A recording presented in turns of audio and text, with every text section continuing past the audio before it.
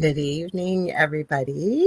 Welcome to Beneath the Hollow Moon, where folklore burns slow and the strange never fades. I'm your host, Lorilei Potvin, and you are listening to us live on UFO Paranormal Radio Network and United Public Radio Network, 105.3 FM in Mississippi and 107.7 FM in New Orleans. I am here with my co-host, Kerrilynn Shellhorn, and tonight we are following the trail of vanishing hitchhikers and disappearing backpackers. Did you guys bring your jammies? I know you're in yours, Kerrilynn. Got my jammies on and I'm all ready to tell ghost stories. Yes. Ooh. So we had a dog that was going mental because it's still light. At least Kerrilynn's got the spooky vibe. I'm trying, and I forgot that my dog is terrified of my tripod. It was quite a little show before, guys. Yeah. Believe me, she's right here. She's not moving. Poor Peanut, eh? No, I know. And you can't get mad, right? Because she's anxious. And I always say this, right, to you, even off air, that our animals are mirrors of what we're going through or what we're feeling. So I kept saying, breathe. Yeah, poor Peanut, but we're here. Thank you so much, Heidi Gold, for sharing us out. Thank you. We appreciate all of that love and support. Hello, Michelle Wilfong. Hi. Did you guys bring your jammies and snacks and beverages? Mm-hmm. I almost wrote snacks and put in brackets s'mores, and then I thought, well, maybe that's a Canadian thing. I don't know. S'mores? Yeah. Mm-hmm. Have you guys had the s'mores from Purdy's? We don't have a Purdy's up here. Oh, yeah. I'll bring some. Ooh. We got lots of people filing in now. We got Rhonda Harris, our buddy over from the Riff Nation Network, and she's the freaking awesome paranormal show on Tuesdays, I think from memory, and then the Orion Effect on Sundays. We had Jackie Martin, Julie Dow, Kirby's 100. Hopefully I didn't miss anybody, did I? Oh, Lois Clark. That's a cool name. Hi, Lois. Mm-hmm. Reminds me of Superman. I'm sure she hears that lots. Well, it's Clark Kent, but still. Clark Kent's t-shirt. Yes. Oh, Michelle's comfy. She says she's in her comfy sweatpants and t-shirt. You can go lay down now. Yes, you Hi, can. Lois. Oh, Dell's here. He's going to see if we talk about, because some things that are coming up tonight. While we were getting ready, we were chatting, and I said, I'm going to mention this to Dell, and $100 he's going to know what we're talking about. And he did. Yeah. Hi. Pittsburgh Paranormal. Ooh, Heidi's in the vibe. She says, I'm in my jammies and still have snacky snacks. That's good. Awesome. So what else is exciting and new with you since I talked to you recently? I grabbed my only snack that I grabbed was a Tums. Yeah, you said yes. I grabbed a Tums. But s'mores from Purdy's, folks, are so good. It's like a chocolate bar, but it's like big and square, and it's got caramel and covered in chocolate with big homemade marshmallow and that cookie kind of wafer on the bottom, and then all covered in chocolate. Oh, yes. Like that's yummy. That's heaven. And can you heat them up? No, because you just go to goo. Yeah, but they're so good. Yes. Hi, Sean. Thank you for being here. Hi, Sean. We didn't know if it was you or not, but hi, Sean. Yeah. Sean's got his show on Sunday nights and Tuesday nights, and my mind just went blank because I know the name of his show. Into the Night. There you go, Into the Night. So welcome. Mm-hmm. So hopefully we get to both of our topics, and we were going to start with ghostly hitchhikers, but after we talked, I think, because you took one part and I took one part, I think the part that you started with is amazing. Do you want to start with the did you know parts? Sure. Let me grab my did you know notes. You can start with yours first, and then I go grab mine. Okay. Here we go. Did you know? So hang on, I got to grab my stuff here. Go ahead and start with yours, Kerrilynn, if you've got it. Yeah, because I had them all loaded up here, and then we had funny silliness.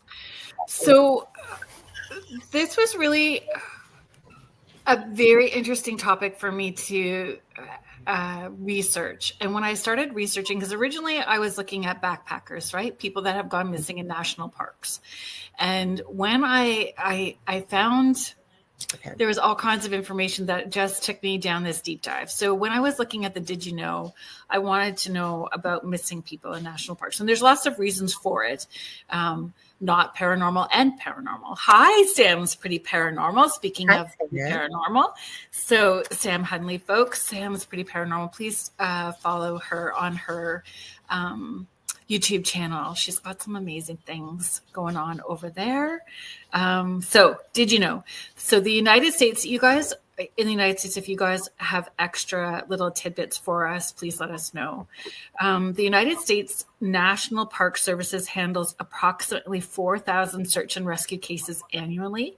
Yosemite National Park has had more than 30 individuals reported missing since 2017. Grand Canyon National Park, over 1,100 people have been reported missing between 2018 and 2023. Mount Rainier, I mess things up, folks, so bear with me. And thank you for being patient. Maybe I'll just keep saying thank you for being patient. Okay. National Park, approximately 400 people have vanished since 1989 in that park. Great Smoky Mountains National Park, over 1,600 documented missing person cases between 1944 and 2010.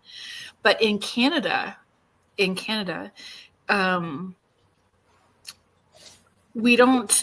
don't have a national statistic for it. So there's no public national statistic for it.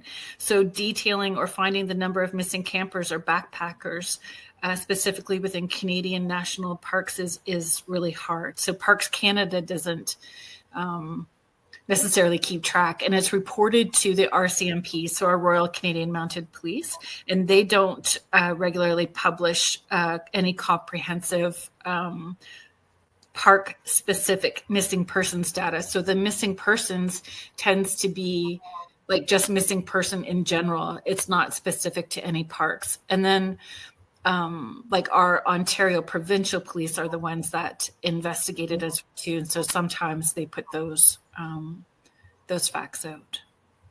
So when it comes to ghostly hitchhikers, and I went with a global phenomena, one of the interesting things that I hadn't seen, never mind the fact that no matter what you look up, it's constantly, doesn't matter if you use a search engine, even certain AI, whatever, they constantly call it a myth and a legend, which if you dig deep enough, and we have dug deep enough, there is physical evidence. Well, there is evidence caught on camera. But the Did You Know that I found, I didn't realize that in some of these people's reports, even if I think one was even caught on camera, that it was a famous one where they're leaving physical evidence behind.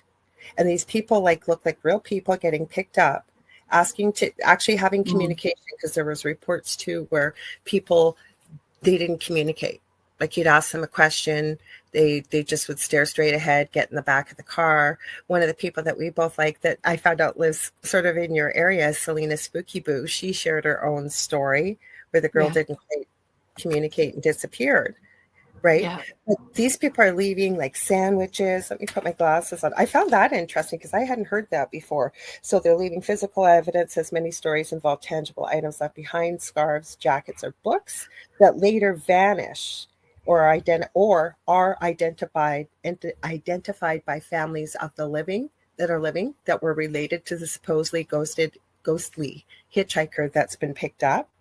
The other thing that was interesting, and this is the one I mostly saw, well, two, that there's also been reports of non-ghostly entities, like typical ghosts. Some of the hitchhikers come across as deities. They put like Pele with saints, Mother Cabrini, or even extraterrestrials, as noticed in a publication by the name of Western Folklore.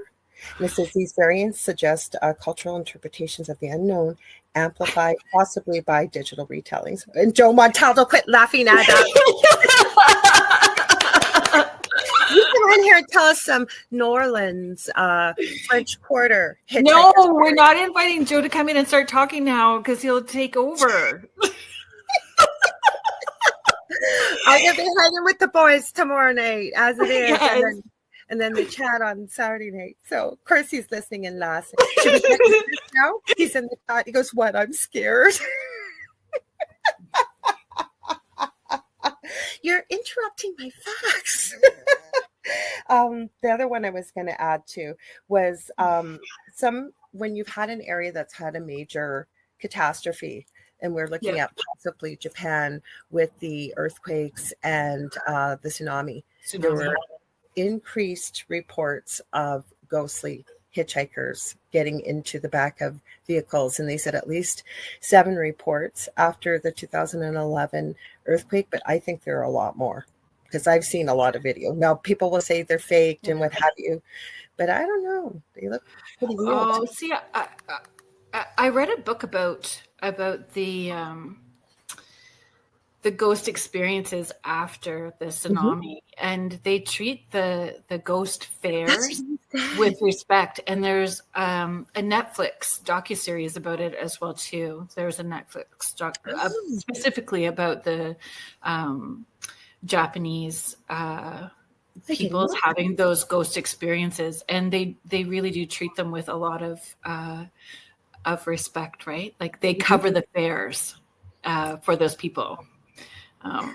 But Japanese and Eastern, like Asian culture, really has a different way of honoring even the living in generational family members, as well as they, from what I've seen, not every home, but a lot of homes in Asian culture have even an altar to honor the ancestors and to even what I've noticed being a nurse is even living in Canada, that a lot of those traditions still have passed over, say, to North America. I can't speak for the rest of the world. And people are still bringing in their elderly and looking after them. And there can be many generations that they do that with. Yeah. Hi, Victoria, Astrolight Paranormal. Have fun on your investigation. Be safe. Look forward to seeing any evidence that you get when you're able to, or if you are able to share.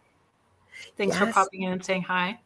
You got Vet Girl 84 here. I haven't got my glasses on, and we're in the dark. We were trying to make it spooky, so I have my. You guys can't see. It's got little horns. The Canadian toque instead of That's so funny. That is so funny. So that's what Jay commented. We'll have to see what Jay's saying. He must, because I don't think we're getting all the Facebook comments here. Because Jay's commenting. Jay McNicholas.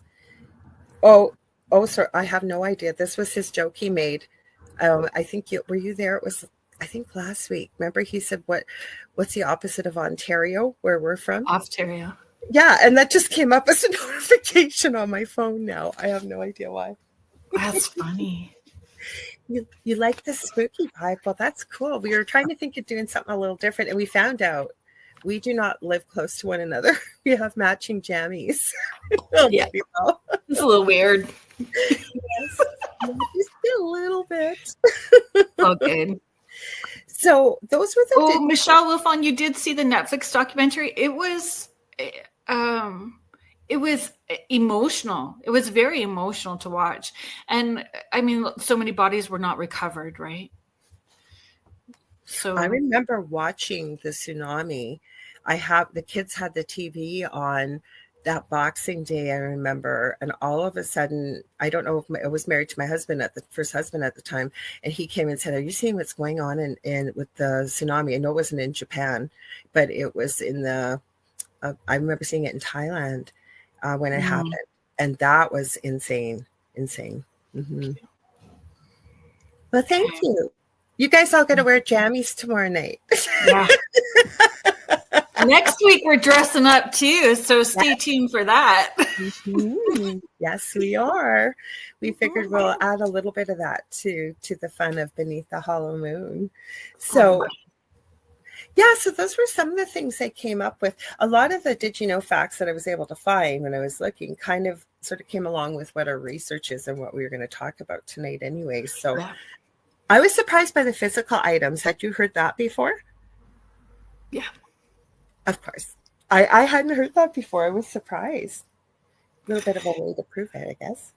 Are we going to start digging down into vanishing, disappearing backpackers? Because this was honestly, this is going to turn into another show at another point in time. You did most of the research on that, and it blew my mind what you were sharing with me. Absolutely. I'll get what that. Are you saying no to, Sean? Pajamas tomorrow night. Yes. Yes, I think it would be awesome. Unless it's a no pajamas. Oh God, no. God, no. I'm going to send this to me while you're that video that we see. So what I'm going to do is read it. I wrote it out for you guys in order for me to. We're just going to read some of this stuff for you. Are you able to queue up that video for us? I'm doing it right now. You are amazing. I already did it. I'm just sending it to me so I can send it. I already downloaded. I thought you wanted me to download it, so I downloaded it, but now it's downloaded anyway. So hang on. Scooby-Doo pajamas are awesome. I think that's great. Okay. So what I found, we're going to talk about the Nahanni National Park Reserve in Canada's Northwest Territories. Have you guys heard about the Nahanni National Park Reserve? I know Dal did. So, which, you told me Del will know what I was talking about. I said to you when you told me I hadn't heard of it, and I said $100 I'm going to say this to him, and he was being that wasn't supposed to come up yet. It was supposed to stay off the stage. Anyways, I said $100 he's going to know this. I've never heard of this stuff, and he heard his name called, and he had to stick his nose in. Yes, he did know. Michelle Wilfong, I hadn't either. So once I started, it was, and I'm still not done. I purchased 2 books today, so I'm going to read more so we can do a whole segment about it. So the Nahanni National Park Reserve is in the Northwest Territories. So it is often referred to as the Valley of the Headless Men. And it is so steep with mystery, folklore, legend. So over the past century, numerous unexplained deaths and disappearances have occurred in this remote wilderness, many involving decapitations, unexplained fires, and eerie folklore. So it's also known as the Nahanni Valley. So legends of gold mines, lost gold mines, forgotten tribes, and high strangeness, including doorways to hollow earth. There's so much here, folks. Well, so, even the missing tribe, once you get into that, like all these things you said, I had no idea. I'll stop talking. You guys won't believe this stuff. It's like going to a different we're heading there. So the park is not easily accessed. It can only be reached by bush plane, boat, or a long hike through dense wilderness and rugged terrain. Nahanni National Park Reserve holds Canada's deepest river canyons, up to 1,200 meters deep. And they have geographical markers such as Deadman Valley, Headless Valley, Funeral Range, and Hell's Gate. So those are just some of the markers. So it is, it has been dubbed Canada's Bermuda Triangle.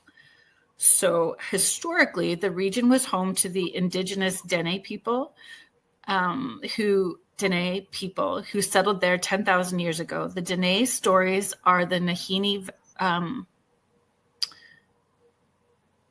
in the Nahanni Valley, once inhabited by warlike tribe called the Naha, known for raiding the Dene settlements. And this Naha tribe mysteriously vanished from the Nahanni Valley, leaving behind no tales of their sudden disappearance. They just disappeared. The whole tribe just disappeared. That almost made me think of the Mayans when we were talking about this afternoon. I said it's almost like the same legend, but where did they go? Some legends suggest that the Naha were connected to the hairy giants that had a pale-skinned chiefess leader.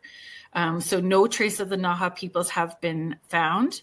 The Dene stayed away from the valley because they considered it an evil place. So the giant, hairy, man-eating giants were called the Nakani, and they are said to dwell in their caves during the day and come out at night to hunt. Del says the little people are there, just to throw it in there where you're talking about right yeah, now. so little people as well too. So there is also unexplained lights, Bigfoot sightings, UFO sightings.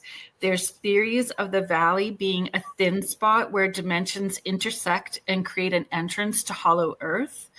So this mystical, hidden, tropical valley with surviving prehistoric species like the mastodons and bear dogs. Have you heard of bear dogs before? That was all new for me, bear dogs. And that's what Del knew. I said, $100 I'm going to ask him. He'll know what a bear dog is. Yeah. So I'm under the impression like that.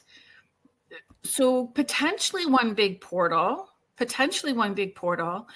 timey-wimey, wibbly-wobbly stuff happening for sure. And then all of this, is there dimensional stuff? Is it timeline stuff? But this bear dog, what is so like a dire wolf or potentially like a dire wolf, but even bigger? Like that's the thing. Oh. Didn't you say their tails were 4 feet long? Yeah, I'm going to get there. Okay. So, I'm getting ahead of myself because it blew my mind. Okay. The stuff you had. So this bear dog known as the Wahila, which was that name came into play, Wahila, with Ivan Sanderson, who was an explorer, studied high-strangeness, adventurer. He comes into this story a little bit. He was an eccentric zoologist is something else that I found out about him. So he kind of coined that term, Wahila. Is said to have gone extinct 8 million years ago, and it's believed to have supernatural strength and is responsible for decapitations. I don't think hellhound. I didn't get that vibe, but potentially. So let's play that video, and then I'll get into the stories. Okay, hang on. It's not very long, guys, so hang on. It's very short. One second here. There we go. Okay, hang on. Are you afraid of the Wahila, also known as the saber wolf? The Wahila stalks the cold forests of Alaska and Canada's Northwest Territories. Unlike its wolf cousins, this colossal white canine is a solitary hunter and is known for its gruesome habit of biting off the heads of its victims. Some believe it to be a surviving dire wolf from the Ice Age. Are you afraid of the Wahila? Sorry, go ahead. Yeah, so that was good that you found this video. Mm-hmm. So the Wahila is said to have been given its name by Ivan T. Sanderson. They say it's like a bear dog sort of creature. So Ivan T. Sanderson, how he comes into play is in 1960s, he's approached by a young mechanic from Philadelphia named Frank Graves. Frank Graves read Sanderson's book, Abominable Snowman, Legend Come to Life. And so he wanted to come to the Northwest Territories to investigate Bigfoot. And Sanderson hooked him up with 4 other people that also wanted to investigate looking for Bigfoot. They had a native Canadian person as a guide, helping them navigate because the terrain is incredible, right? So they navigate this terrain together. Mm-hmm. So where did they make? Oh, so they made base at this enormous waterfall called Virginia Falls. Mm. So it's very deep in the Nahanni Valley. And we look up Virginia Falls in the reserve. Like when you see the image of it, it's incredible. So in the then they have their guides. So they go on this hunting excursion, and Frank Graves is sort of separate from their guide. The guide had brought a dog with him. So he can't see the guide and he can't see the dog anymore, but he hears this trees crackling and breaking. And so he gets his 12 gauge shotgun ready because he's prepared for something to come through the forest at him, thinking that it's going to potentially be the dog or something else. But what appears is this massive, massive dog, and it stands up on its hind legs. So he shoots the 12 gauge shotgun at this creature, and the creature just sort of shrugs it off like it was a fly and just leisurely just strolls past Frank Graves, right? So the guide heard all the noise and comes running back, and he listened to the story that Frank Graves shared, and he didn't say anything. He just insisted that they go back down to where they had made camp, pack up, and head to the boat to leave. He no longer wanted to be there. Once they got back to where they needed to be, he explained that was a creature that is rarely seen. It is ancient and it is murderous. So second Ivan Sanderson's story was a letter was sent to Ivan Sanderson that claimed. I found it. Do you have a picture of the fall? I found a picture of it. Yeah. Yeah, it's kind of a cool picture. Do you want me to pull it up? Or it's up already? Look at that. Here you go. That's why I picked this one, because you can see it, but the falls, it looks like regular falls. It's beautiful. This website is Nahanni.com. It's a blog, and this one is called Our Guide to Nahanni, but I was looking up the falls and look at the rainbow. Falls? Yes. Like it literally looks like when you see it from overhead, like a block, like using a drone, it almost looks like an indentation, almost like it's like almost like a portal in a way. And that's only one of them. There's more. Like there's it's incredible. See, people are in a boat below. There's some of the falls. Oh, that's interesting. That one, Nahanni River Adventures. Yeah, it does look magical, doesn't it, Sam? Yeah. So I thought I didn't mean to interrupt, but I wanted to grab one when we were reading. Yeah, so no, it's great. Thank you so much. So back in October 1970, while this man was visiting Moosonee, Northern Ontario, those of us from Ontario will know Moosonee, he heard tell of this creature from a Dene native who claimed to hail from the Nahanni country. So the Dene were terrified of these monsters, and the man said that this monster, this bear dog, are impossible to kill. They look like this massive husky, but larger, bigger than, kind of akin to Saint Bernard is what the report was, with an 11-foot long body and a 4-foot long tail.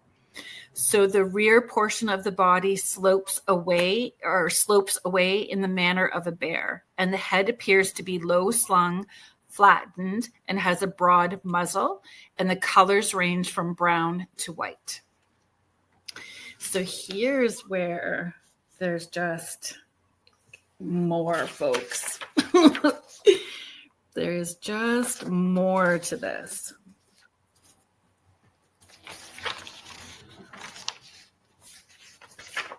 Well, somebody had posted, I think Sam did, about in Texas at the 3 supposedly dire wolf pups while you're looking. Really, eh? Well, I knew about that. There's is it Remus and Romulus, or the 6-month-old or 8-month-old pups, and then there's a female named Khaleesi that's much younger, but they're all white. These supposedly, I guess, re-engineered dire wolves. So, because it makes me ask too with these creatures.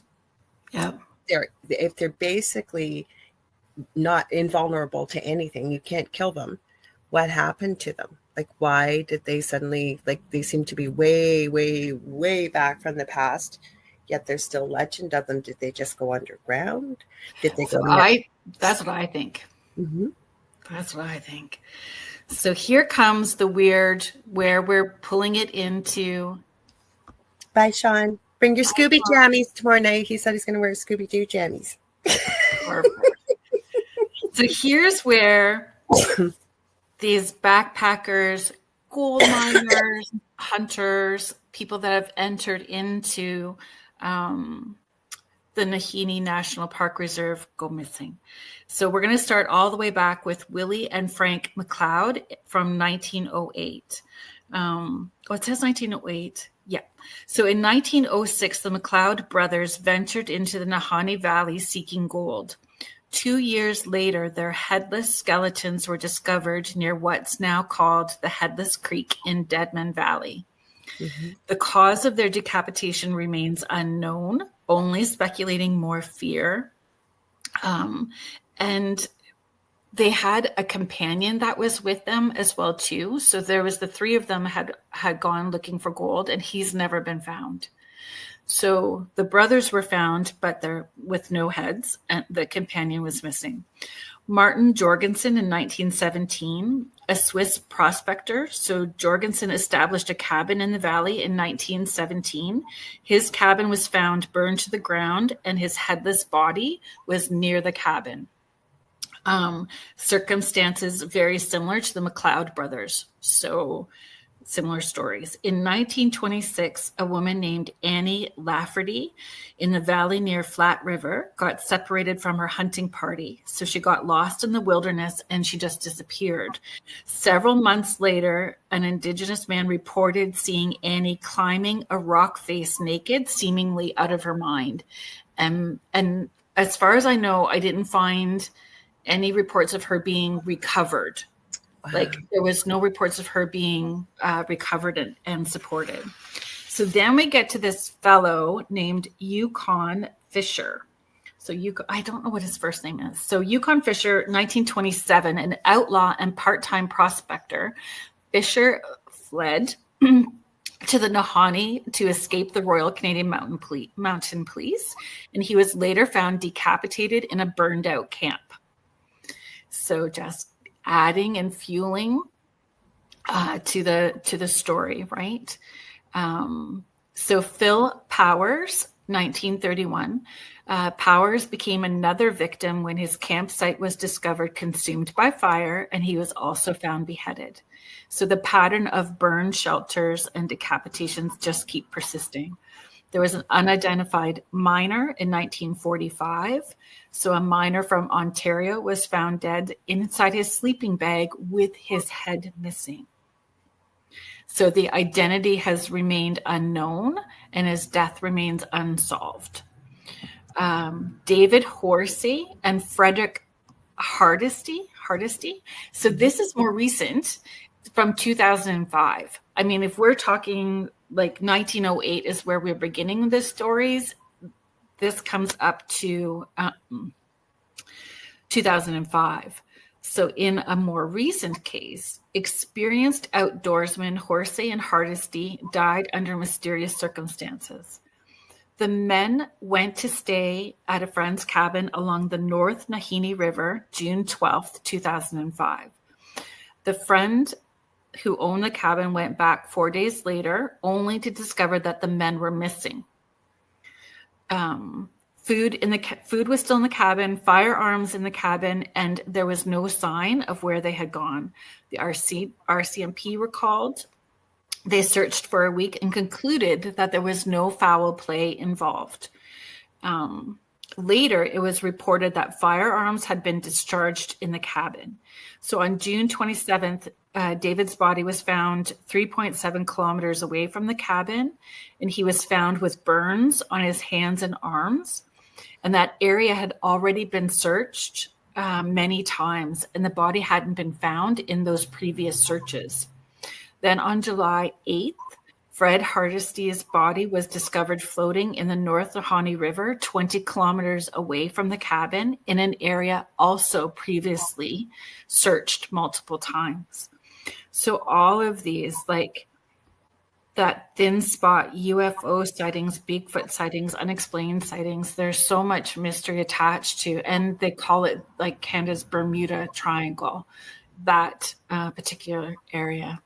Del just put that he says there's a river there that has a small island in the middle. Supposedly there is a treasure there, but anyone that enters the island does not come back. So the original Willie and Frank McLeod from 1908, they say that their gold treasure is somewhere there, still waiting to be found, that they did have treasure and had their treasure, and no one has been able to find it. So that could be what you are referring to, Del. Hammer. Just as I can tell you in a second, Marie. Yeah, Marie was asking about the books, I guess. Yeah. So I'm going to try and pull up this picture here as we're talking. Okay, no, I don't want your... Goodness gracious. They want to send you everything when you open a web page. No. Hang on here. Yeah, there's... That's as big as we're going to get with this picture, I guess, because I'm talking to myself. So the first one... Hi, Michelle Plummer. Legends of Nahanni Valley by Hammerson, Hammerson Peters, Hammerson Peters.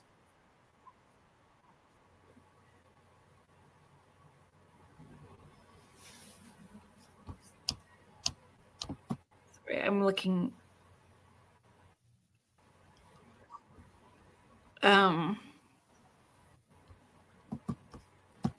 Yeah, I don't have...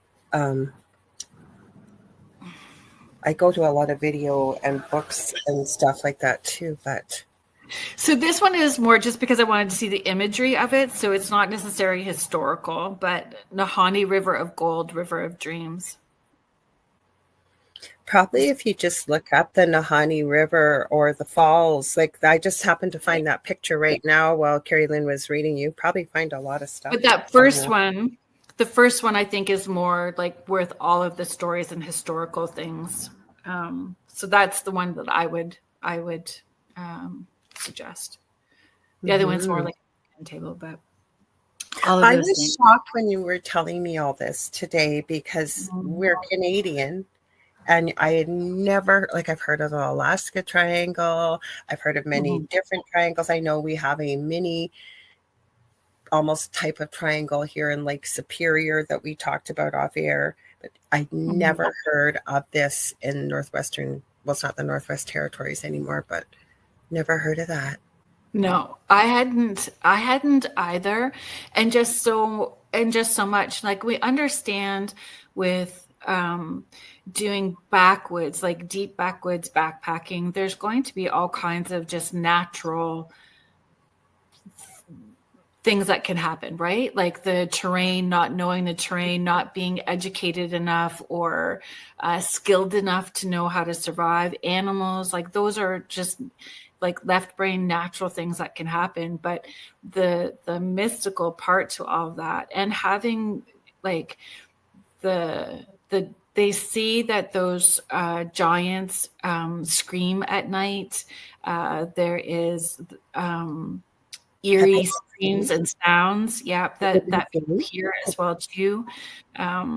So was it dimensional? Like if you think about how Atlantis vibrated, the frequency shifted and changed, did that frequency, but I don't know if I would tap into that or buy that theory, because if they were the aggressors, that's more low energy stuff. Like why would they vibrate into a higher dimensional space if they were kind of on the low dodgy end of things, right? So I don't know. Well, to me though, okay, so there's some, like, we're going to dig deeper into this, we said, because we could do a whole show just on this one place, because the hairy giants, like hairy giants. Yeah, but were they talking about Bigfoot? Were they talking about a different type of species? So from what I read, the feeling I got, it was separate. Bigfoot was separate, and these giants were a whole other creature. I didn't even expect you to answer that. Never mind, like the hollow earth. Like, what's with the hollow earth? What's in there? Did somebody go there and come back? Like, why is it called? And I'm just putting rhetorical questions out there. Well, yeah, because it's just fun to have those kind of conversations, right? Mm-hmm. What makes that area have that opening? How does that opening even happen? Or bear dogs. I never heard of a bear dog. Bear dog. Yeah. Wow. 11 foot long body with a 4 foot long tail. I wonder and then standing upright. Sorry, it's standing upright? And then if it was to stand upright, like if it stood upright, like if it was, that's massive. I was thinking out loud because I've told this story before about when we lived in a really active house. And I know I've told you this before too. Della and I both seen one that was black, about that size with red eyes. We could see it on our camera. But I was outside and witnessed this with my own eyes about 15, 20 feet away. This massive white, shimmery, looked like a wolf almost, but it was like the size almost of a bus between the tail and the whole body. And it was just slowly walking. And I was talking to a friend on the phone, as girls do, and she's in a different time zone. I remember it was on the weekend. And she's going, "Oh, I just love the color of your new hair color," because when it was kind of caramel brown. And she goes, what's the name of it? So I go, "Oh, I'll just run outside and grab it. It's right on top of the garbage here." And so as I'm grabbing it, she's going, "Lorilei, get back inside. Lorilei, get back inside." And I'm going, "But why? Oh my gosh, can you see this?" And I've got the camera like showing her in the whole bit, right? And it's walking, and as it walks so slowly, it turns and it looks at me, and it has the most vibrant aqua blue eyes. And she's yelling at me, and I'm going, stop, hang on just a sec. I want to watch this. So it starts to walk across the street. It gets to a telephone pole. As it walks by, it's like it's gone.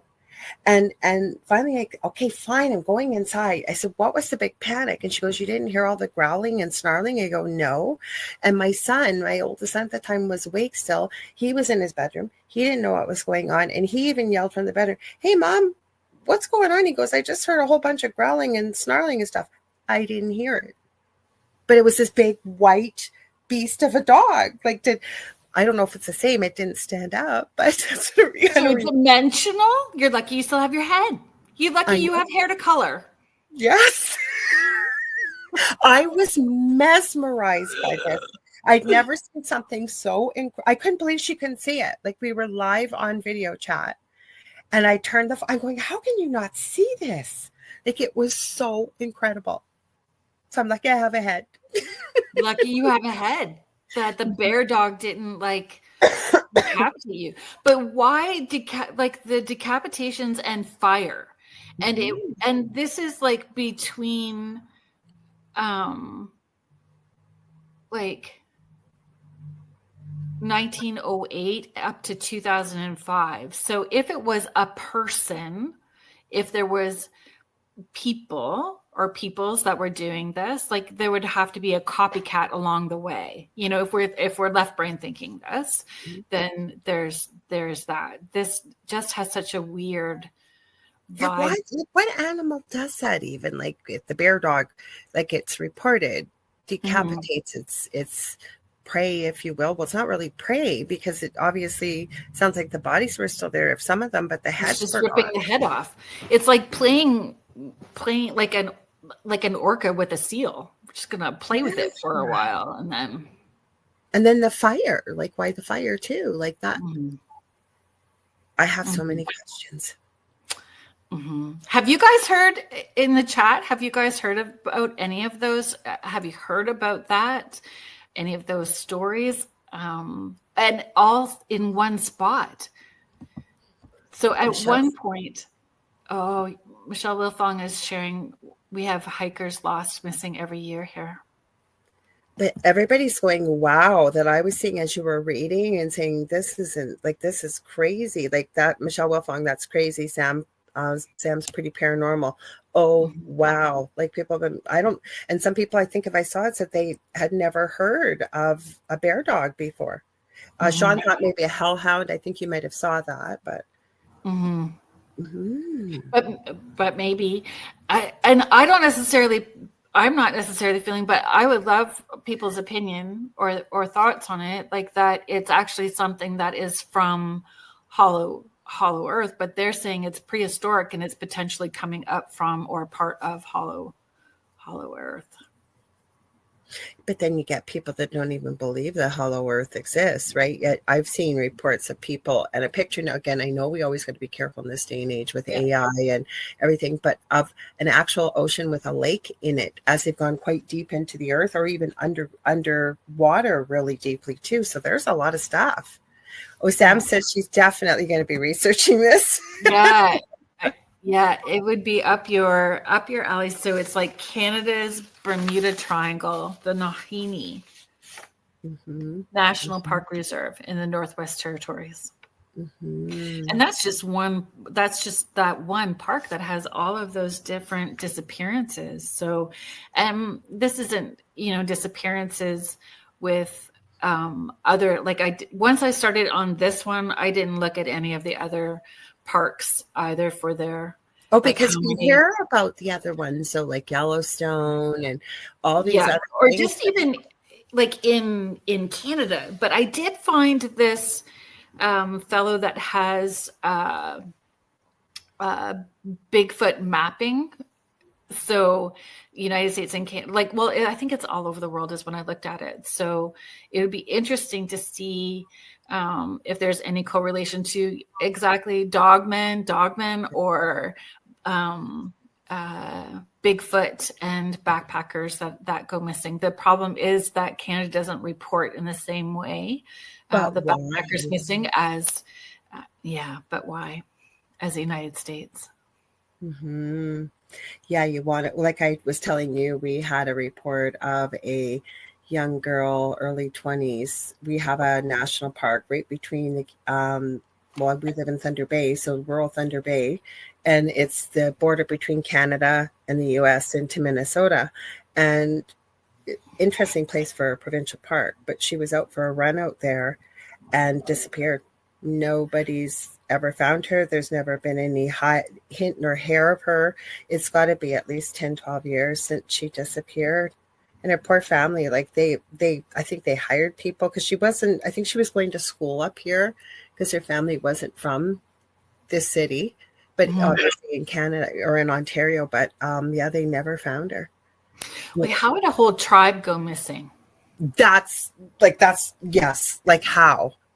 And it was the aggressive tribe, the tribe that was coming down from the hills into the lowlands to attack that settlement.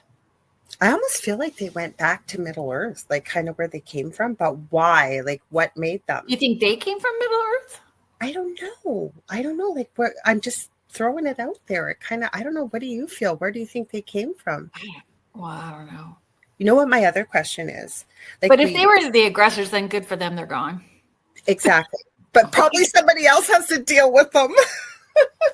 Okay, so my other question I was thinking, and it's a rhetorical question. Love to hear people's thoughts, everybody's thoughts. So you had all these reports from the early 1900s, and then there seemed to be a stretch. And then all of a sudden, 2005, like what happened? Why all of a sudden? Yeah. So, I don't know. 1945. So there's a stretch between 45 and 60 years. Yeah. In 2005. I know, Sam. So Lorilei and I have talked about doing the Lost Colony of Roanoke as a segment. I think that we're going to do that. Yeah. Because you could see it's tragic when, well, the bad guys, maybe not so much, but when a person or a few people, this is a whole, if you will, civilization, a whole tribe of people just up and gone. Like where'd they go? And like those stories when just came to the forefront first before the UFOs, before the Bigfoot. And when we are talking about high strangeness and ghost stories and those paranormal encounters, unexplainable, UFO and Bigfoot are usually top on the list, right? We're usually getting those stories first, and it wasn't in this park, which I found fascinating as well too. Like I'm just blown away. Well, actually, Del talked to me about it after we got off the phone, and he was because he's worked in the bush quite a bit, as he had shared with you, and he was saying how you'll hear from biologists and geneticists and zoologists that it's not possible for bear and wolf DNA to commingle and create, if you will, progeny. And we were talking about possible origins of this bear dog, and I said, right. Well, how do we know too that maybe some scientists in different parts of the world weren't messing with the genetics? Now, it's been around forever, or did it come from off planet or something, that this species was created through an experiment almost, maybe? Let's mix things up in the petri dish and see what happens. Because then we got into other cryptids. We had an interesting conversation because, look at, and again, just a theory in what you see, but even just Plum Island, what you hear and what you see coming from out of there. Now, I'm not saying that's where the bear dog came from, because it was around much earlier than anything like this existed.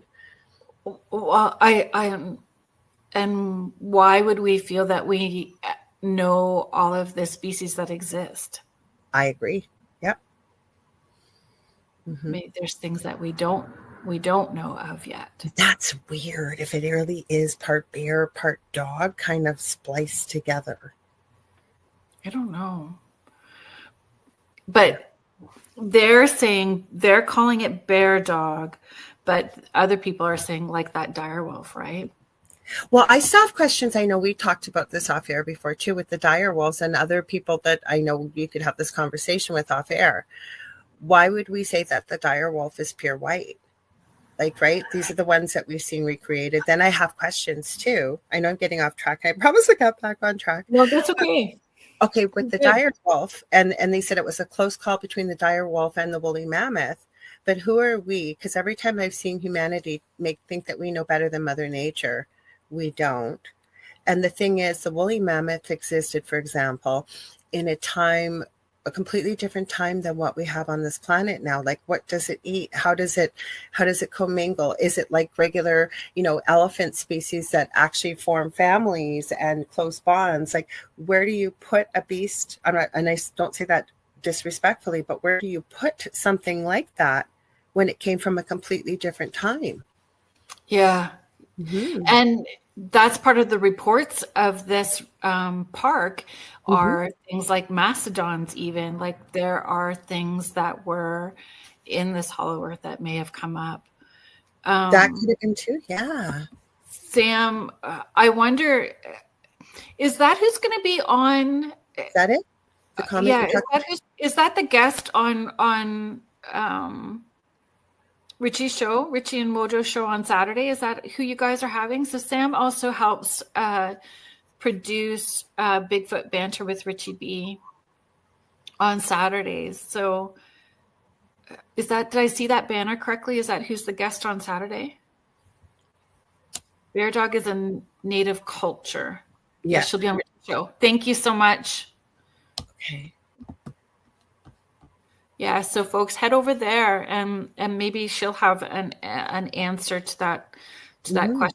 Because my thinking is it's the same creature but given different names from different people.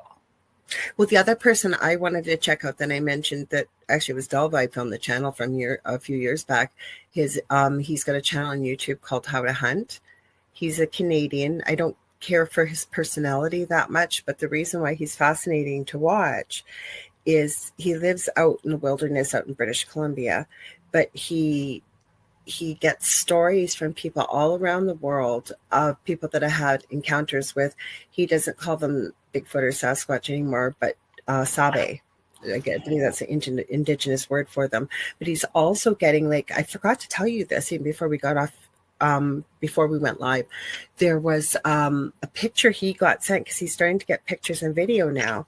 This thing looked like a tree know me type of thing, huge, fierce. Like, I'm wondering if he's gotten people writing in about these bear dogs. It'd be interesting to go through and see if he has something like that. So I would look at bear dog and wahili at the same time, because all the same right? Same creature. So which cultures are saying which name too? I'm curious about. Mm-hmm. But I mean, and those are just, I'm sure that there's stuff that's not even reported in that area, right? Mm-hmm. Do you know much about Hollow Earth? I don't know much about it. I haven't dug deep into it, just sort of from what you see from, potential myths and legends, certain stories that have been out there and what have you. There's those the green kids that showed up that supposedly came from Middle Earth. There's a story about them. Have you heard that story? No. My brain went to like Lake Superior Provincial Park. So the provincial park along Lake Superior is pretty magical too, like Bigfoot sightings. Sibley? Pardon? I think there's a few. Are you talking about Sibley, the one that's about an hour and a half outside of Thunder Bay, if you're going towards the Sioux? So Lake Superior Provincial Park, right? It might have been renamed that. I knew it as Sibley, but it was renamed, I think. It's not Lake Superior Provincial Park anymore? No, I think it used to be Sibley. I think that is the new name of it. Del, if you're in the chat, let us know, because I can't remember. Mm-hmm. Yeah, there's lots of places to hide for sure. But I know like Lake Superior, like the provincial park and all those areas along there has the same sort of weirdness attached to it.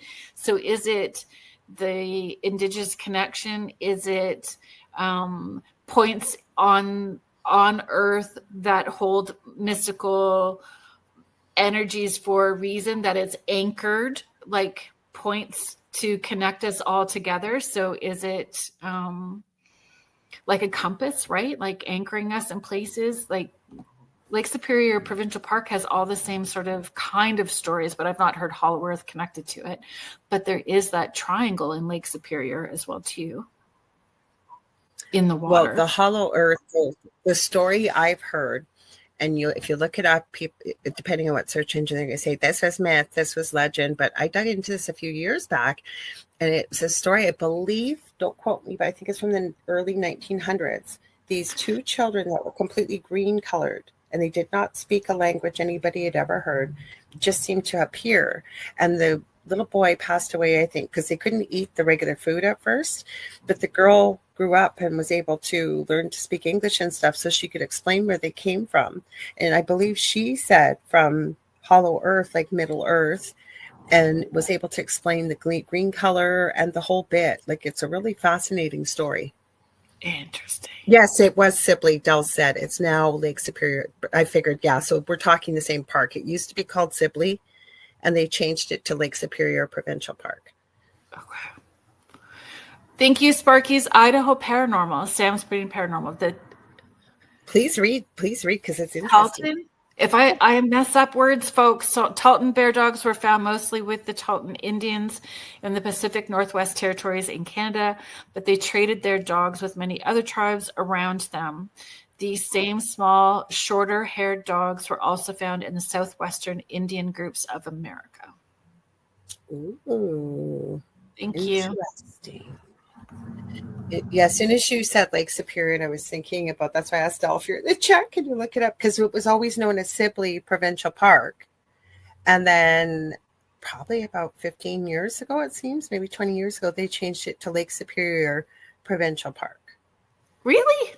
Mm-hmm. Same as we have the Terry Fox Monument here, for anybody that knows Terry Fox, because he finished his journey. I wasn't working at the hospital when he was brought in. I hadn't started nursing school yet when he was brought in. Yeah. Let's see what else we have. We also have Wilmette Canyon. That is a strange place to go to. Same if you were going out to Lake Superior Provincial Park. It isn't as big as the Grand Canyon, but holy cow, I don't know what landed there to create that big hole in the ground. It's a huge, massive canyon. Yeah. Mm-hmm. Well, we need to dig deeper and just like see what more we can find about this park and a little bit more. But backpacker stuff, once I started with this backpacking story, with this one I just went down the rabbit hole, and just minding our time, because it is 20 after 8. So should I do our station Sure. station ID now? Sure. If you are just tuning in now, thank you so much for being here. You are listening to Beneath the Hollow Moon with hosts Kerrilynn Shellhorn and Lorilei Potvin, and you are listening to us live on the United Public Radio Network and the UFO Paranormal Radio Network, 105.3 in the Gulf Coast and 107.7 FM in beautiful New Orleans. And tonight we are going down the trail of vanishing hitchhikers and disappearing backpackers. And we just finished talking about the Nahanni Provincial Reserve Park Reserve, Nahanni Provincial Park Reserve in the Northwest Territories, and all of the missing peoples. And it's not just like, I don't know, what I am curious about is what the number of missing peoples are and how many go unreported. So we heard about those ones because their stories were so tragic, right? And terrifying, like decapitations and burns. So how many are still missing in that? Well, I thought you were going to go down, because I was more drawn to the hitchhiker phenomena, and you, not that we both weren't drawn to these topics, because we were, but I have heard about the phenomena of people that are in a park, or kids, and somebody just goes a little bit around the corner and all of a sudden they're gone. They've disappeared. And then you get into a bit of a conspiracy about what's happening. Why are these people missing? Like, there was nowhere for them to go. It's like they literally... I let brain go serial killer right away. I just go serial killer. But there's conspiracy too. A lot of conspiracy. Lot that happens around supposed underground military bases that are close to some of these parks where this is happening. Is that what Del was talking about? No, I know that. He might have been. No, he was talking about this park you were talking about. Well, he said that there are military bases near all provincial parks. I believe it. Yeah. And he was talking about HARP. I think he put it higher up in the comments, HARP, and there was something else that was supposedly close to. Yeah. So what's going on? One of these days, I'm sure we'll dig into even the Antarctic, because he could do a whole show even on that. Like, what's going on there? Why can't you fly over? Yeah. I don't know. But it's crazy stuff for sure. What did you find? Unless you want to keep talking about this. I'm happy to. A lot of people have heard about this phenomena of basically ghostly hitchhikers. And I was sort of taking a global perspective on it, taking a look at what's the different legends and lore. And Japan, for some reason, and you touched on this briefly at the beginning of the show, and then you were talking, I didn't even know about the Netflix series, and I think that's a wonderful thing that, that it's been picked up as a documentary, if you will, like movie, and shared about that. That's, I think, is a wonderful thing. But like, for example, I was looking at regular occurrences around the world. There's one here I have that I will pull up, but I'll start with what I have here. Give me a sec, because I pulled up one of these that's quite common. So I basically put out in the search, what can you tell me about ghostly hitchhikers from different parts of the world? So ghostly hitchhiker stories are global phenomena blending local culture, history, and fears into tales of spectral travelers who vanish from vehicles, often leaving a chill or clue behind. I respectfully disagree, because there's been a lot that's been caught on camera long before Photoshop, long before anything like it, because they referred to it in the one part of a lot of the research. These urgent legends rooted in folklore reflect universal themes of loss, unfinished business, and the liminality of roads as spaces between worlds. Now that's interesting. Hang on. So some of the research that I was looking at was cultural significance or any details. But even before we dig into that, you and I had an interesting conversation about this, because depending on where you go, and I'll cover some of these in the next few minutes, but is it, and we'd love to hear your thoughts too. Hello, Kasoon. Glad you got up to join us because it's middle of the night over in Sri Lanka. Is it a thing of grief? Is it a thing of revenge? Is it like a residual haunting? That it's an energetic signature because of the tragedy that happened, because it's usually a car accident or something along those lines that we see. Do they not know they're dead? True. That's the other one. Do they not know they're dead? And so there was many stories, and I'm just going to go through some of them from around the world. Mexican and Asian cultures make stories and have a day that, yes, we know that, but thank you for the reminder. We've got Barbara, right? I saw Barbara. Hi, Barbara. So some of the things I came up with. So there's in North America, Resurrection Mary in Chicago, USA. It's one of the most famous ghostly hitchhikers. Resurrection Mary haunts Archer Avenue near Resurrection Cemetery. She's a young woman in a white dress. Why are they always in white dresses? I don't know why they're always in a white dress. I will not be in a white dress, folks. Nope. They're gonna. I'm not gonna be buried. I want to be cremated. So So Resurrection Mary, the story goes that she's often picked up by drivers after a night at the Willowbrook Ballroom.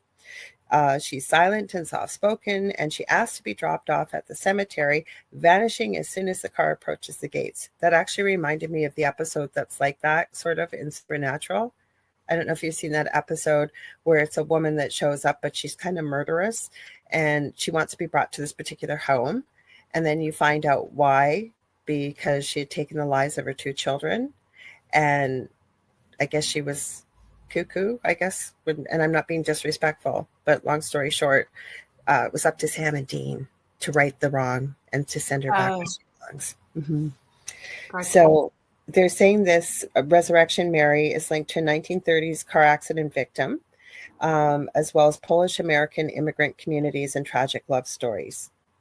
So then we have the girl on the curve, and this is in Spain and the USA. And it's interesting because I keep thinking of the woman in white, La Llorona, because it's always this woman weeping, right? She's not a ghostly hitchhiker, but I've seen lots of video, lots of stories. But this one is called The Girl on the Curve. It's known as La Chica de la Cuerva Curva in Spain. This legend has a North American cousin. The driver picks up a young woman, often in white, who warns of danger or gives an address before disappearing in the U.S. She's tied to tragic accidents, like a girl killed on a highway curve. In St. Louis in the U.S., drivers report a hitchhiker leaving a message about cherishing life. So that's one. In Hawaii, it says Hawaiian Pele. A non-ghostly variant involves Pele, the volcano goddess, who appears as a hitchhiker to test kindness. I like that, actually. Oh. The drivers who pick her up are rewarded. Those who ignore her face misfortune. Often an old woman or a young beauty, she vanishes near volcanic sites. This reflects Hawaiian values of hospitality and respect for the divine. That was interesting. There's a few. Pretty interesting too. So there's lots of stories like that of even in Snow White. Is it Snow White? No, Beauty and the Beast, where they come to the door, ask for help and don't get it, and then they're cursed. Right. Well, I kind of went with a global perspective because we've all heard of the vanishing hitchhiker or hitchhiker stories. So it's interesting to hear. There's a few. Go ahead. Do you think that those stories start as urban legends to put fear into people just so they'll be good, or is there some factual history to that, and then it takes off from there? I don't know, because is it people talking about it, a belief? And carrying on and building into something physical.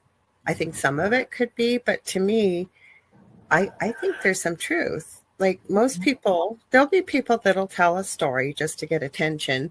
But like we talked about this, sometimes there's material things left in the back of, say, a cab.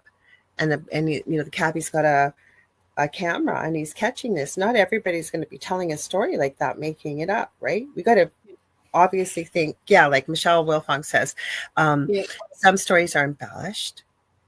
Yeah. But here's one that was caught on camera. Hang on, I'm going to share it right now. I have it loaded up. Okay, so terrified. I'm going to pull it up over here too. So give me a sec. So this is the picture of what was caught. Hang on. I got a million different. Hey, Stephen, your ears burning? We were just talking about you not long ago. Hi. So, of course, okay, hitchhiker. Terrified trucker picks up ghostly hitchhiker in supernatural moment caught on camera. So this trucker was part of a convoy driving through a region of Argentina when he spotted the woman at the side of the road, who was later seen clinging to the back of his rig. And this is the picture, I guess, that they caught. So she's on the back of his truck right there. Or I can't tell you how many countless people, not necessarily, it's not a hitchhiker getting into the vehicle, but they're on the side of the road. It's usually truckers that see them. You heard of those? I have a story. Well, please tell. I'm gonna take After we watched the video. It was just a story. Like I won't get into the major story. I still got lots of stuff. If we get to it, we get to it. If we don't, we don't. So it's not actually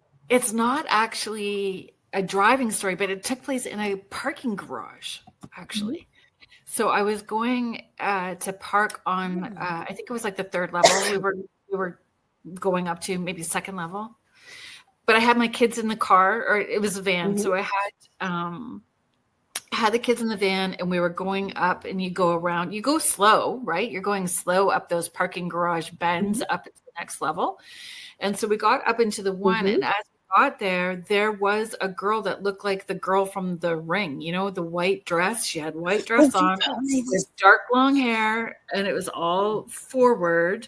You couldn't really see her face, but she looked like a little girl. So, like, she looked maybe 10 to 12 years of age, just like looking down at, and I screamed, and we were at the peak of the bend to get onto that next level, and I slammed on the brakes and yelled, and all of the kids were asking me what I was yelling at, and I'm like, do you not see what I just saw? I almost hit this ghosty girl in the parking garage.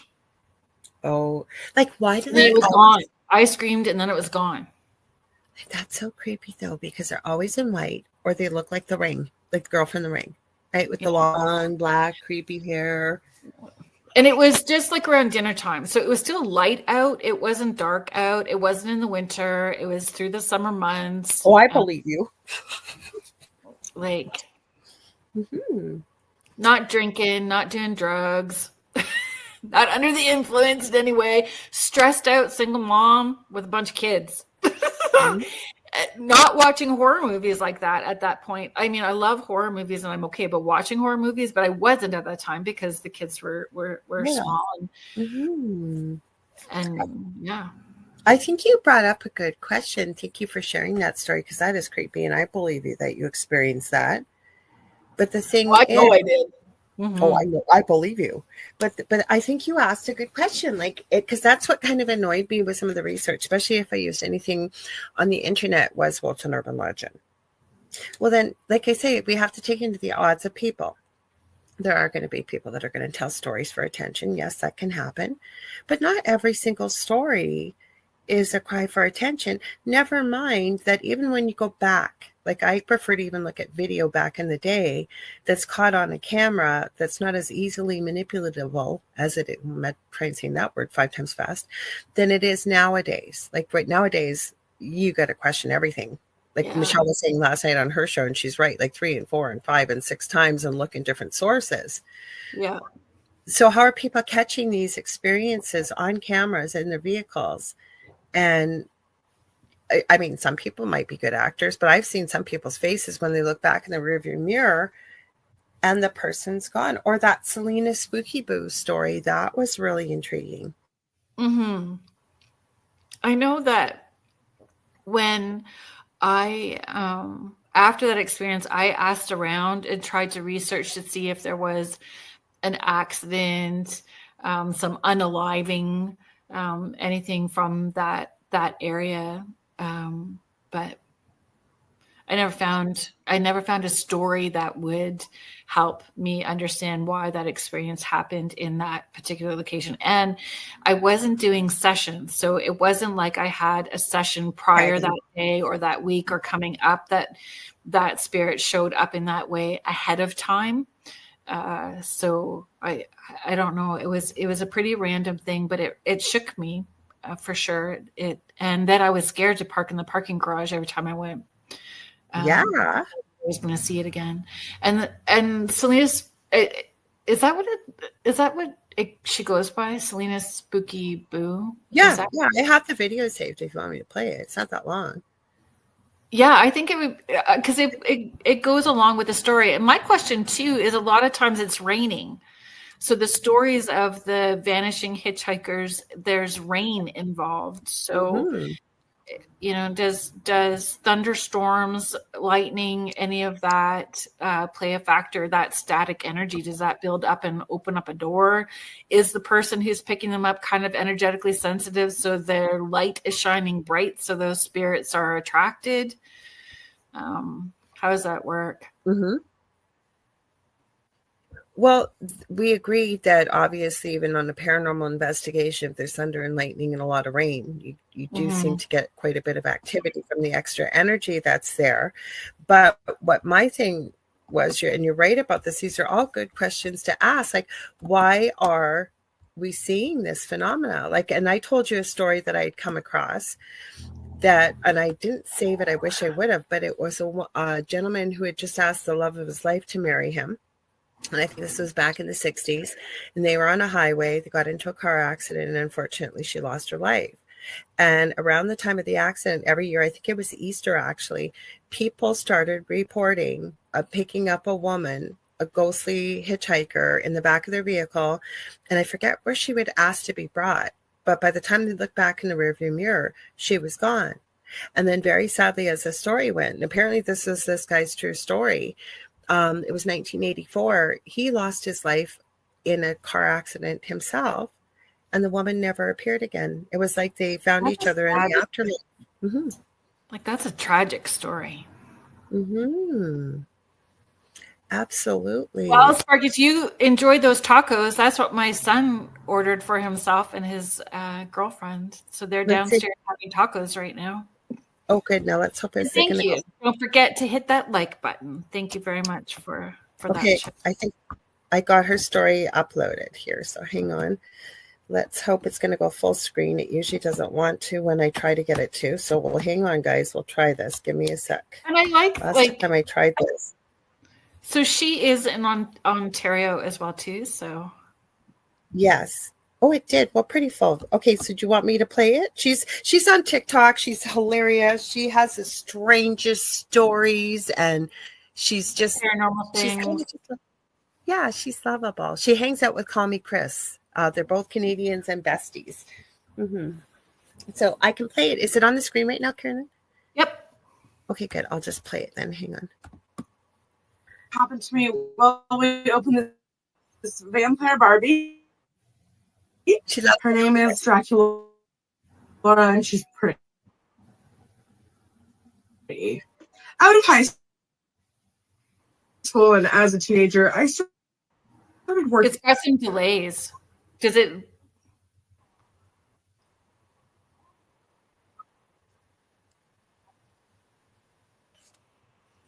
Our cars out, there was like 2.5, 3 feet of snow. I was driving a Jeep Compass at the time. Oh my gosh, this girl's so pretty. Everybody was taking the 401, but I was way too intimidated by that, thinking that everybody was going to go too fast and I was going to take the back roads. Weird idea.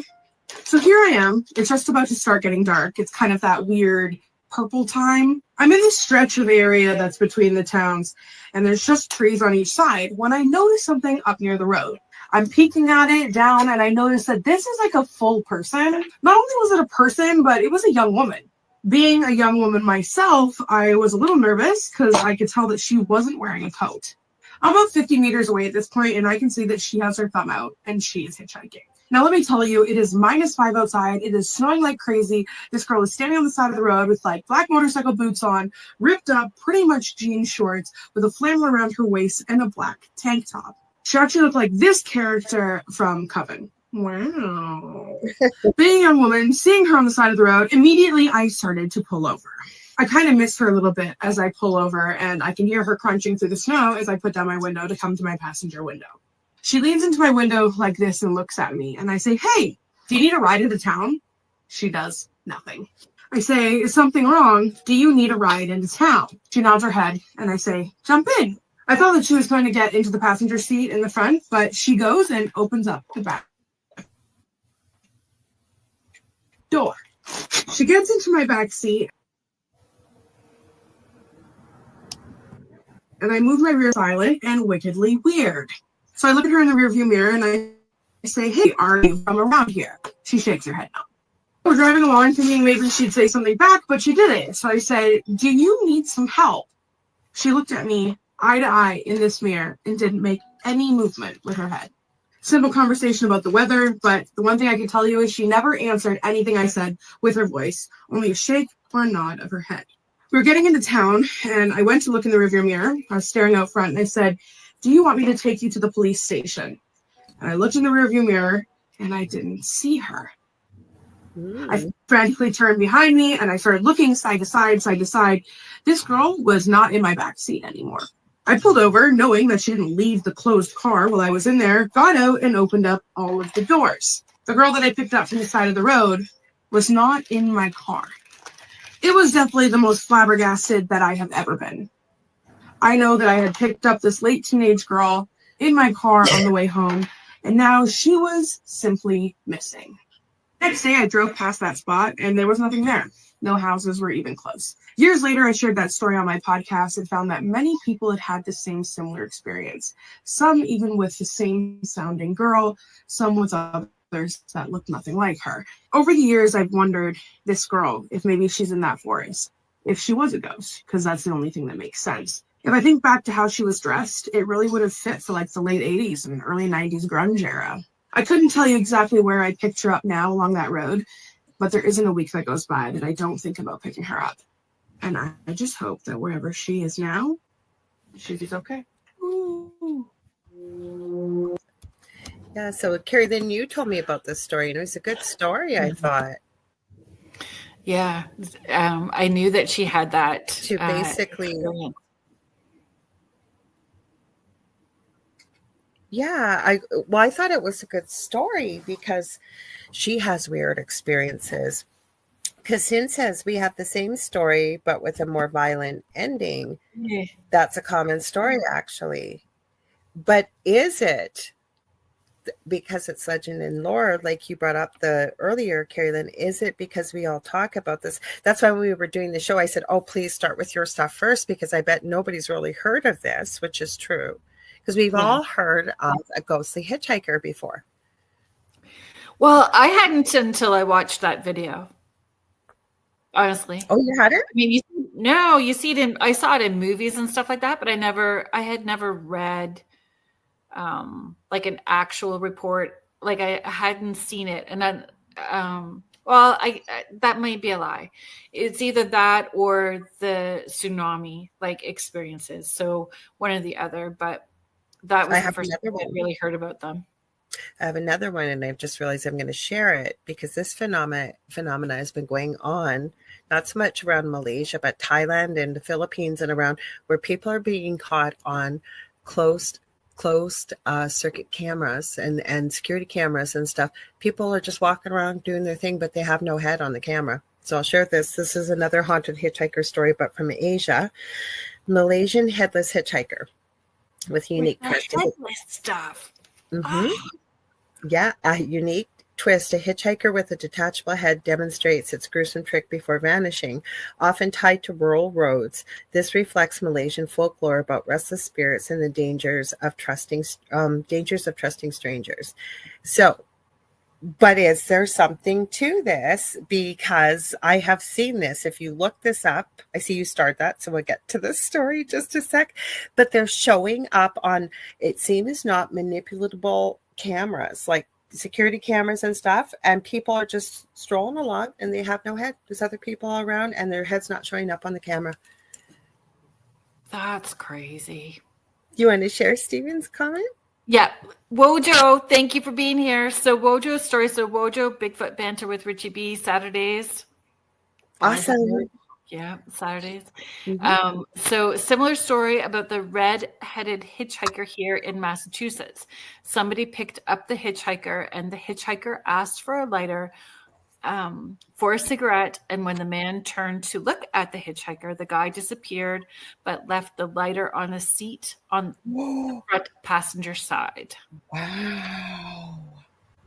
So we know that we know that ghosts and spirits can move items, make them appear, disappear. And so that's all possible. Mm-hmm. That's what I'm saying. Like, that's why I said most people, so that's what I did with the research as I looked around. There's also one in Japan called the Yuki Onna. And though not always a hitchhiker, the snow woman sometimes appears in modern tales as a spectral passenger. In a case closed story, I guess that's what it's called, case closed, a driver picks up a Yuki Onna who intends to freeze him, but spares him for his kindness, melting away instead. This blends ancient folklore with modern travel fears. So, interesting. Then we get La Llorona, like I brought up, the woman in white, Mexico. Constantly, that story comes up. Mm-hmm.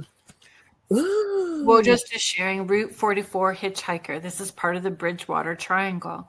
So my question is, the people that pick them up, is there something that they're needing to learn or acknowledge, or, because I would think that's a life-altering experience, like when you have that kind of, and I always find like people want to say that they I don't believe in that stuff, but they've all got a ghost story. They all have some kind of weird experience. So, that I'm curious about that as well too. Well, never mind. Like I say, the same thing, right? I always say I don't bring up the paranormal or what I do when I'm, especially in a group of people, but invariably, especially usually if there's a glass of wine or something involved, I don't drink that often, but people loosen up a bit and then somebody mentions something spooky or weird, and then somebody else joins in, and then before you know it, the door gets gently nudged open, and in 20 minutes the door is kicked open wide, and 90 to 95% of people, even if they don't believe in it, they've had high strangeness or something happened they could not explain in their life. Sam is just sharing. So Sam's Pretty Normal is sharing. There is one here in North Carolina at Lydia's Bridge in Jamestown. She needs a ride back home, and you drive her, but she disappears when you get to her home. Interesting. Yeah, there's lots of stories and repeated stories. Yes, so this phenomena, it appears globally with a little bit of a twist around the story. Yes. Now, it's not a tulpa, but you know what I mean, a collection of energy in the way of history, stories, beliefs, people talking about it, and, the energy building, if you will. So is this something that manifests physically? Is it truly just legend and lore? Is it people that need to have that experience, that they're going to learn something from it? Mm-hmm. There's so many different reasons. Trauma. Yeah. Grief and trauma. And where Wojo is sharing as well too, that Bridgewater Triangle. So it's similar to, this energetic hotspot with other high strangeness, right? So does one push the other one to be more prevalent? Is like dominoes. We have this, so then this, so then this, like one more thing happening after another, right? You know what? One country that didn't come up in my research, but there's got to be some story, is Russia. Oh. That didn't come up. I just realized that now. That really did not come up. Interesting. Interesting. I wonder why. Did Australia come up? I would think Australia. I don't know. Let me take a look. I thought I had seen that. No, it didn't. So there's a South African one, Germany, Austria, and Italy, the UK. But no, I did not see anything in the way of Australia. And I did quite a bit of research. This is just sort of, I put it all together in one little package here. But no, so Australia, and that's basically an island. So why did we not hear about? So usually Mish is here from, or Jody. I know my friend Jody. So they're from Australia. We could ask them if they had any stories. Hopefully they'll let us know if they're watching the replay, maybe. Let us know. Do you have stories about these phenomena? So when I was out with my friend Jody, we were out doing we do the Pioneer Cemetery crawl through the summer months. We do investigations at the Pioneer cemeteries.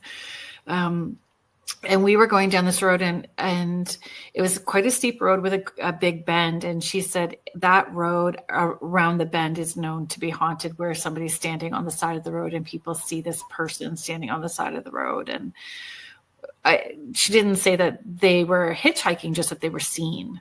But we didn't have that experience that night. We got some great comments for sure, Chernobyl, but I agree, Chernobyl, Stephen. But we're just talking about the hitchhikers, right? Yeah, but that's a good idea. Like, because if you're going to find high-strangeness there, it's got to be in Chernobyl. Or I like what Vet Girl said. I wonder if anybody ever picked up the same ghostly hitchhiker multiple times. I would wonder that too. It sounded like in Japan they were. The ones I've seen, I didn't see that, but there could be, right? It just depends who's telling the story and what and why. Yeah, I don't think I printed them out, but yeah, asking if they were dead. I've read reports of those of those ghost fairs. Asking if they were dead, or leaving things in the car for sure as well too. But yeah, so we know, like we've said this every week. We could just touch on this story and come back in a year and dig even deeper and deeper. There's so much to dig into. I just wanted to share what Kasoon said, because he lives in Sri Lanka. So he said, our story involves a woman in white carrying a baby. She hitchhikes, always sits in the back seat. After a while, the driver realizes that she's, that's terrible, biting the baby's neck. On rare instances, the driver, I'm sure he's going to add more. That's morbid, because oh my goodness. Are we just about ready to get to I know he'll type the other part, but we have our research. Do you want to do our listener story, our listener submission? Thank you, everybody. Sorry, go ahead. I was just going to say thank you, everybody that's been sending your strange story, haunted story, ghost stories, high strangeness. The unexplained, we appreciate it. Thank you so very much. We do. And now it's starting to get dark, so I really can't see. So I'm losing things in the dark here. Okay, this is our reader submission. Give me a sec. I have it ready. Okay. So, hi, Kerrilynn and Lorilei. I thought I'd share a couple of things that happened to me. I've had many experiences. When I was visiting with my friend at her parents' home in British Columbia a long time ago, her mom began to share stories and photos of strange occurrences at their home. At the end of the evening, we could see our shadows on the wall as we walked by from the dining room to the living room. I held my arm up, and you could see my bones in my arm from my elbow down. It baffled everyone, even me. My friends put their arms her mom asked me if I was a twin. I said no. My friends put their arms next to mine, but my shadow was different. Just at this home, it was. It startled my friend so much she didn't want to drive home with me that night, but she did. Were you going to say something? Well, that's just like, I know. I'm still reading because I want to get to the other part of it. That is crazy. And I'm guessing this is from Kathy M. She's got another little story to add on. Like, holy cow, like what happened? So then she said another crazy experience was at a friend's home he rented in Toronto. Lots of orbs and activity in this old home. One night I stayed over and just had gotten into bed. I was laying on my back. Next to me was a nightstand with a lamp with a big lampshade. Next thing I know, the big lampshade was placed on my stomach. Oh my gosh. No explanations, as we were the only two people in the home. Both of us side by side. He was by the wall. We were baffled and it scared me. He said I attracted the spirits even more when I would visit. I want to say no SHIT. Sherlock, holy cow. Holy cow. Holy cow. Thank you for sharing, Kathy. That is crazy. Thank you. How would you even see your bones like that? And everybody else, it sounds like, witnessed it too. So yeah, it wasn't everybody saw it. Mm-hmm. How is that possible? And why? I was going to ask why. Like, why would you see that? That is just crazy. So could she shift her timelines? Could she be like wibbly wobbling in and out somewhere? A weird little portal that opens up like Doctor Strange? Open it up to move through? How's What that I'm going to say, she's probably a lot more powerful, and I don't mean that from an egotistical perspective, but from manipulating energy and being able to do things with it that she probably doesn't even realize. That would be my thoughts. Mm-hmm. So the little part to Kassoon's story. So apparently the driver notices that the woman in white is biting the baby she's carrying neck. And then he said, then the driver sometimes dives into the police station freaked out. Or drives into the police station freaked out. When the cops open the car, the woman has vanished and the driver had a heart attack and dies right there. Oh my gosh. That's morbid. Yeah, that is a more violent story for sure. Mm-hmm. Mm-hmm. Wow. Yeah. I'd be okay if the hitchhiker was like going to leave snacks in the car. I don't need a cigarette or a lighter because I don't do any of that. But if they wanted to leave me snacks in my car, I'd be up for that. Oh, Greg Cost says I need an alert. I don't want, so I don't miss your show. Thank you. Hit that notify me bell. You hit that notify me bell, and you'll not miss a show again.